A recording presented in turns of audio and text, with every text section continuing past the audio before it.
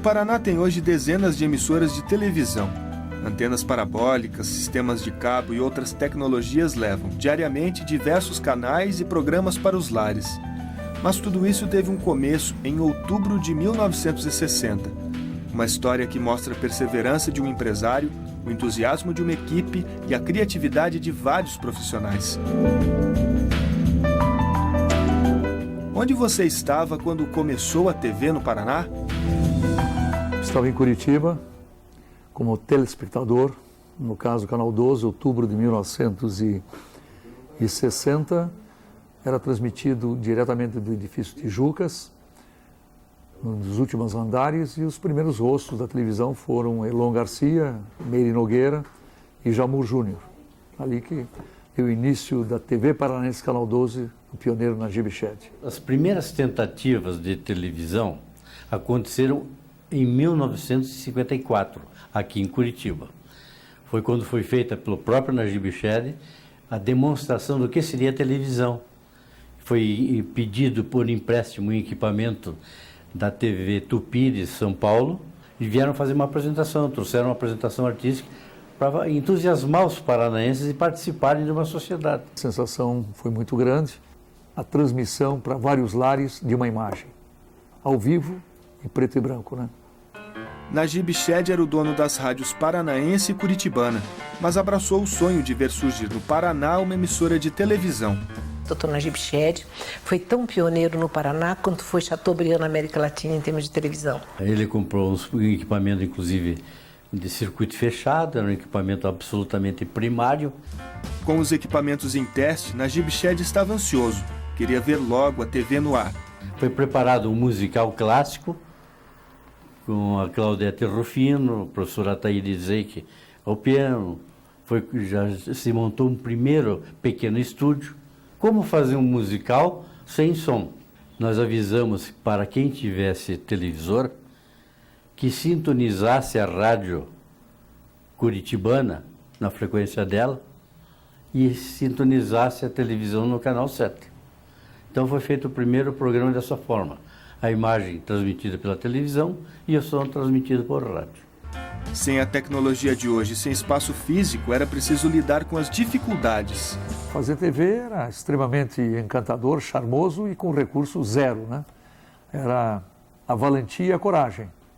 Era o improviso, mas esses pecados não eram percebidos pelo público, que para ele era uma grande novidade. Foi muito difícil realmente, mas prazeroso.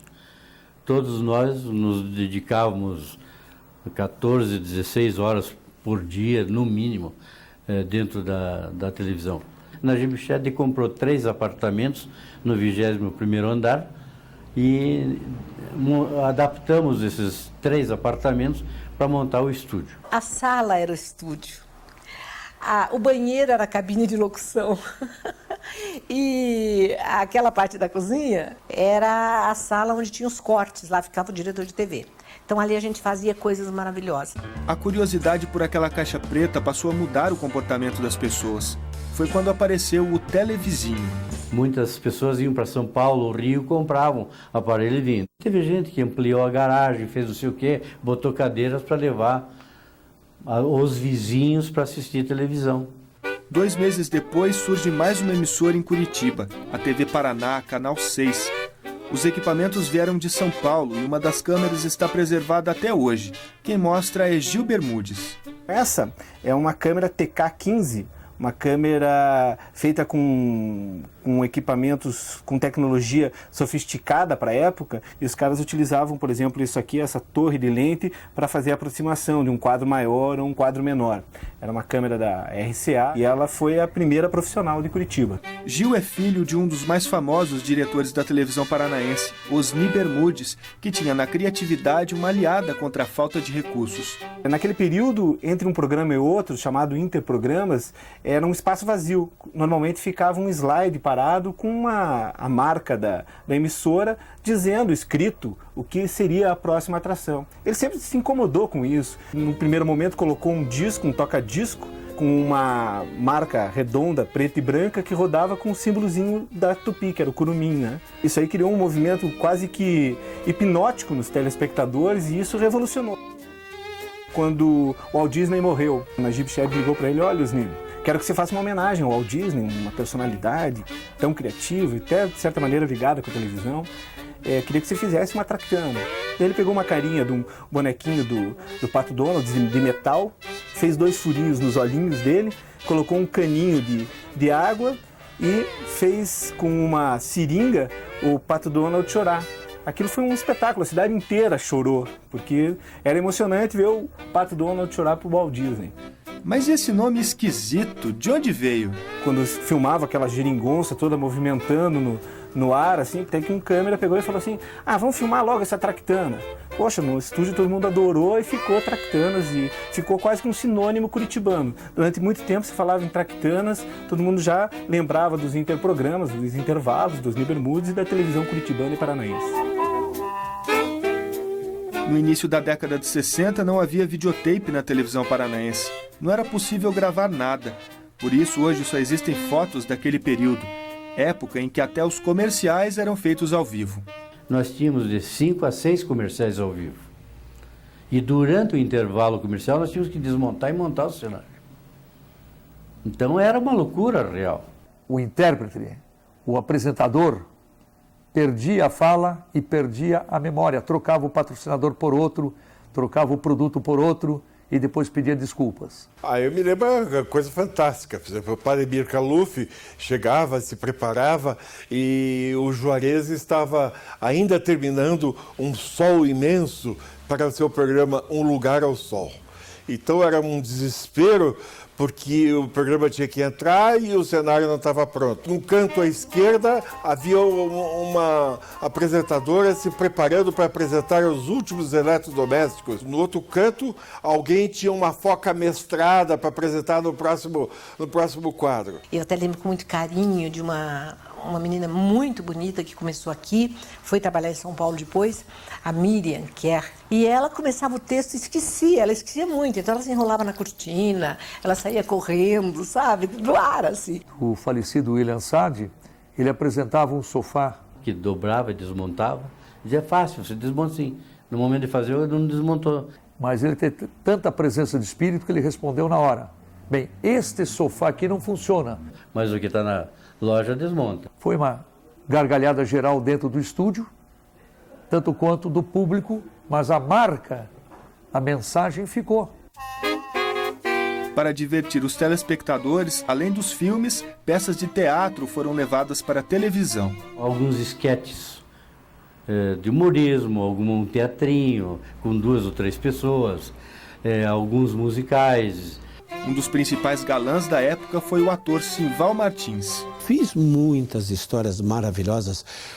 Num ano foram 52 grandes teatros. Era um negócio assim muito apaixonante. E eu costumava trabalhar em quase todos eles. E olha aí o Barnabino. Nas histórias do sonho dele, ele estava caracterizado do super-herói, mas com a mesma cara, com a mesma tosse, só que com um comportamento de super-herói, né? E o chefe dele sempre era um bandido e ele se vingava, dava cada porrada no chefe dele, porque ele aproveitava para se vingar do chefe do sonho deles. As cenas eram bastante movimentadas e trocar as câmeras de lugar não era tarefa fácil. Para você fazer um movimento, por exemplo, de grua, você tinha que tirar a câmera do tripé, pegar uma escada e subir, subindo nos degraus de uma escada, levando a câmera.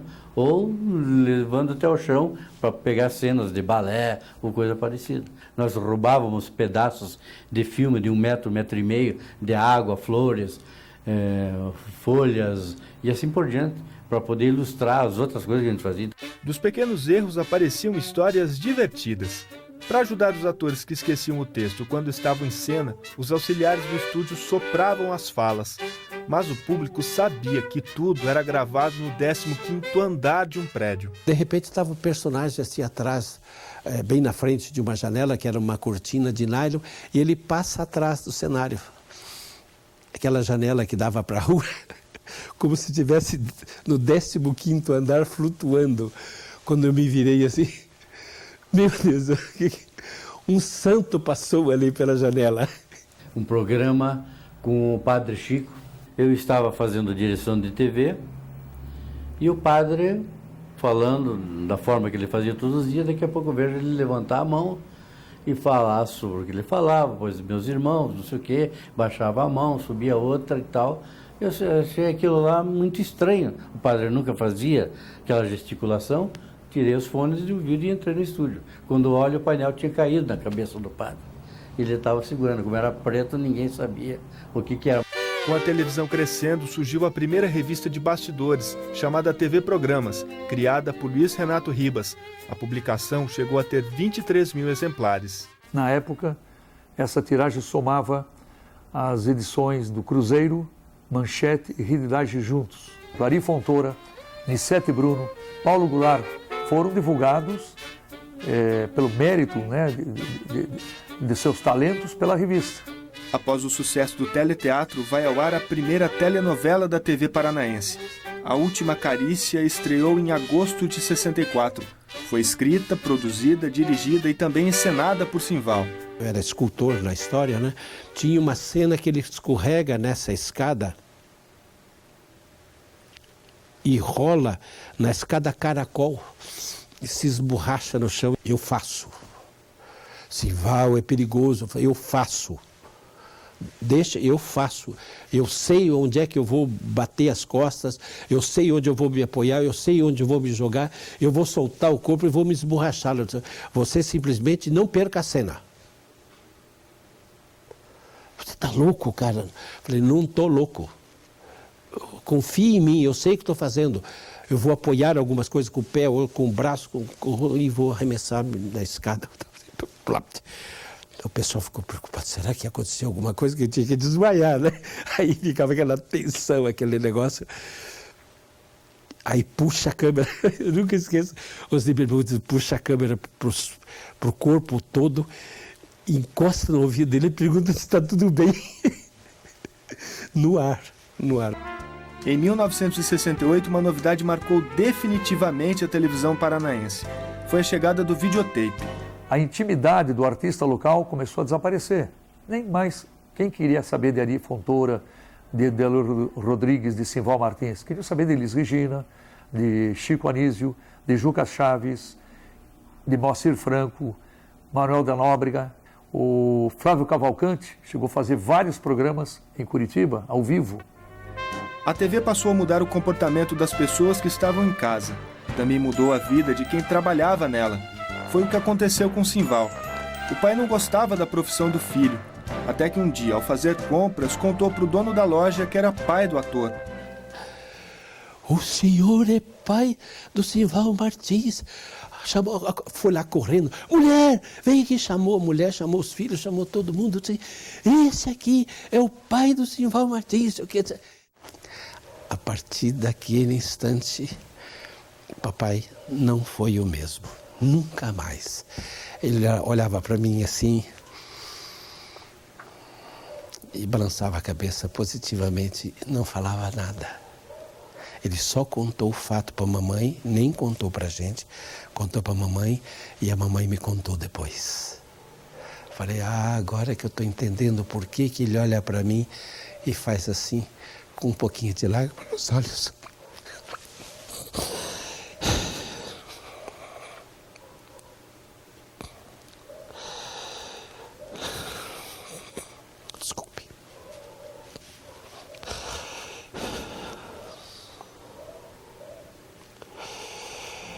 Histórias de uma bela história, que enche de orgulho cada um que ajudou a construí-la. Valeu porque, antes de mais nada, aprendemos a conhecer mais o ser humano, a participar mais da vida com as pessoas, entende? E o que as pessoas faziam em benefício dos outros. Realmente foi uma coisa muito especial. Eu vi a televisão se impondo, crescendo e se tornando matéria essencial para a comunidade por meio de um processo criativo e uma capacidade de trabalho inesgotável. Não era fácil, nós aprendíamos dia a dia, nós estávamos aprendendo, mas era uma família, tinha a união para fazer o melhor. Era a nossa cachaça. Não ganhamos nada no aspecto profissional, mas precisamos dessa cachaça para poder viver, para poder usufruir de uma grande satisfação pessoal, nós, sem mérito nenhum, éramos artistas da cidade.